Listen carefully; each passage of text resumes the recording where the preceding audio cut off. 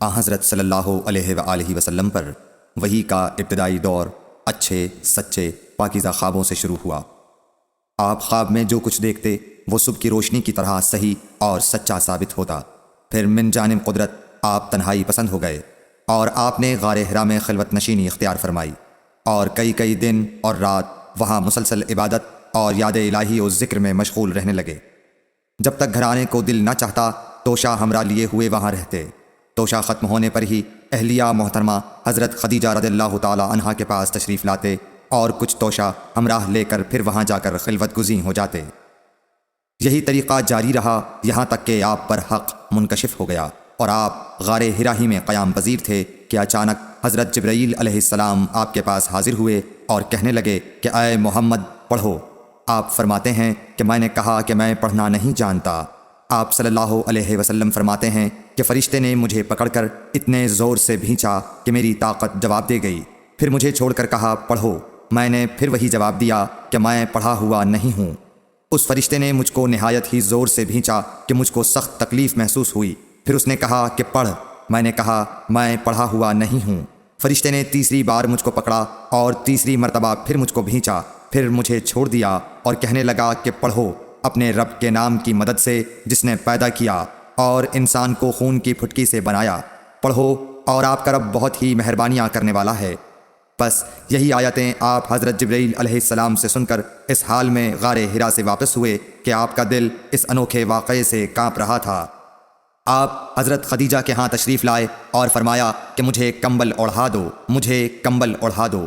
لوگوں نے آپ کو کمبل اڑھا دیا۔ جب آپ کا ڈر جاتا رہا تو آپ نے اپنی زوجہ محترمہ حضرت خدیجہ رضی اللہ تعالی عنہا کو تفصیل کے ساتھ یہ واقعہ سنایا اور فرمانے لگے کہ مجھ کو اب اپنی جان کا خوف ہو گیا ہے۔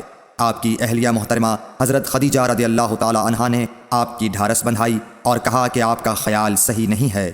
اللہ کی قسم آپ کو اللہ کبھی رسوا نہیں کرے گا۔ آپ تو اخلاق فاضلہ کے مالک ہیں۔ آپ تو کنبہ پرور ہیں، بے کسوں کا بوجھ اپنے سر پر رکھتے ہیں، مفلسوں کے لیے آپ کماتے ہیں، مہمان نوازی میں آپ بے مثال ہیں اور مشکل وقت میں آپ امر حق کا ساتھ دیتے ہیں۔ ایسے اوصاف حسنہ والا انسان یوں بے وقت ذلت و خواری کی موت نہیں پا سکتا۔ پھر مزید تسلی کے لیے حضرت خدیجہ رضی اللہ تعالی عنہا آپ کو ورقہ بن نوفل کے پاس لے گئیں جو ان کے چچا زاد بھائی تھے اور زمانہ جاہلیت میں نصرانی مذہب اختیار کر چکے تھے اور عبرانی زبان کے کاتب تھے۔ چنانچہ انجیل کو بھی حسب منشائے خداوندی عبرانی زبان میں لکھا کرتے تھے۔ انجیل سریانی زبان میں نازل ہوئی تھی، پھر اس کا ترجمہ عبرانی زبان میں ہوا۔ ورقہ اسی کو لکھتے تھے۔ وہ بہت بوڑھے ہو گئے تھے، یہاں تک کہ ان کی بینائی بھی رخصت ہو چکی تھی۔ حضرت خدیجہ رضی اللہ تعالی عنہا نے ان کے سامنے آپ کے حالات بیان کیے اور کہا کہ اے چچا زاد بھائی، اپنے بھتیجے محمد صلی اللہ علیہ وسلم کی زبانی ذرا ان کی کیفیت سن لیجئے۔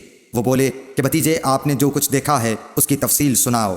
چنانچہ آپ صلی اللہ علیہ وآلہ وسلم نے از اول تا آخر پورا واقعہ سنایا، جسے سن کر ورقہ بے اختیار ہو کر بول اٹھے کہ یہ تو وہی ناموس معزز رازدان فرشتہ ہے جسے اللہ نے حضرت موسیٰ علیہ السلام پر وحی دے کر بھیجا تھا۔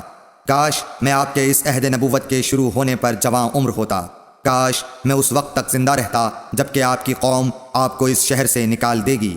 رسول کریم صلی اللہ علیہ وآلہ وسلم نے یہ سن کر تعجب سے پوچھا کہ کیا وہ لوگ مجھ کو نکال دیں گے، حالانکہ میں تو ان میں صادق و امین و مقبول ہوں۔ ورقہ بولا ہاں یہ سب کچھ سچ ہے، مگر جو شخص بھی آپ کی طرح امر حق لے کر آیا لوگ اس کے دشمن ہی ہو گئے ہیں۔ اگر مجھے آپ کی نبوت کا وہ زمانہ مل جائے تو میں آپ کی پوری مدد کروں گا۔ مگر ورقہ کچھ دنوں کے بعد انتقال کر گئے۔ پھر کچھ عرصے تک وحی کی آمد موقوف رہی۔ صحیح بخاری حدیث نمبر 3۔